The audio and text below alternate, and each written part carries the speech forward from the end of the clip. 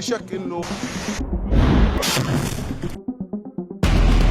31 जुलाई 2024 को हमास की political bureau के मुखिया इस्माइल हानिये की ईरान की राजधानी तेहरान में हत्या हो गई थी और इसका आरोप इजराइल की खुफिया एजेंसी मोसाद पर लगा था। हालांकि हानिये के बाद याह्या सिनवार को हमास का नया मुखिया बनाया गया, लेकिन आईडीएफ ने 16 अक्टूबर 2024 को याह्या सिनवार को भी गाजा में ढेर कर दिया था। लेकिन तब से ही हमास के लड़ाके बिना किसी मुखिया के गाजा के भीतर अकेले ही लड़ रहे थे।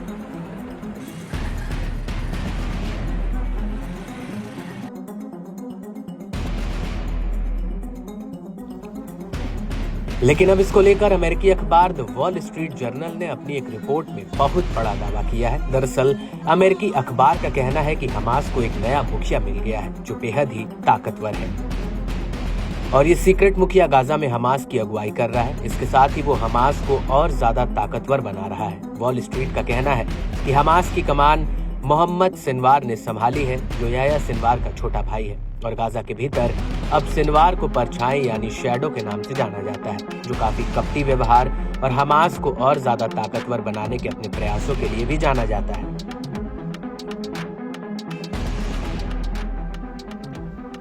मोहम्मद सिनवार की अगुवाई में हमास ने हजारों लड़ाकों को भर्ती किया है जो गाजा के भीतर इजरायली फौज का सामना कर रहे हैं। हमास का कहना है कि उसने गाजा के भीतर 840 इजरायली सैनिकों को ढेर कर दिया है। इनमें से 10 जवानों को पिछले हफ्ते टारगेट किया गया था।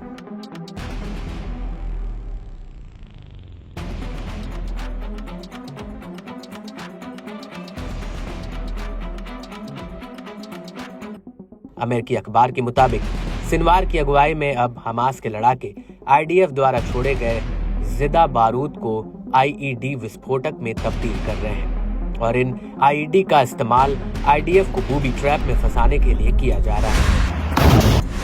और सिनवार की नई युद्ध रणनीति की वजह से इजरायली सेना लंबे युद्ध के लिए मजबूर हो रही है और लंबे खिंचते युद्ध से आईडीएफ के जवान थक चुके हैं। वहीं इजरायल अभी तक इस युद्ध में किसी भी लक्ष्य को हासिल नहीं कर पाया है।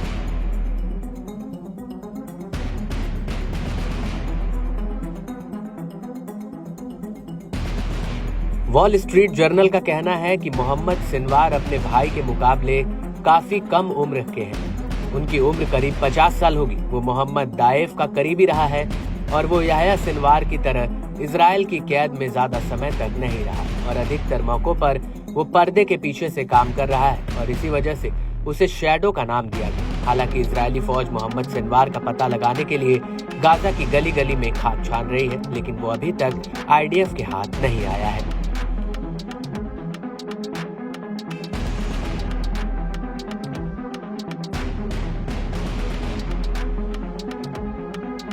सिनवार को लेकर यह भी कहा जा रहा है कि साल 2006 में जब आईडीएफ के सैनिक गिलाद शलीद को हमास ने पकड़ा था तो उस ऑपरेशन में मोहम्मद सिनवार का भी हाथ था और अब वो गाजा में हमास का सबसे सीनियर कमांडर बन चुका है। और इसको लेकर वॉल स्ट्रीट जर्नल का कहना है कि इजराइल का मानना है कि हमास के पास 30,000 लड़ाके हैं जो 24 बटालियनों में बटे हैं और इन बटालियनों की बनावट एक राज्य की जैसी है। हालांकि आईडीएफ का दावा है कि उसने हमास के 17,000 लड़ाकों को मार दिया है और हजारों लड़ाकों को हिरासत में लिया है।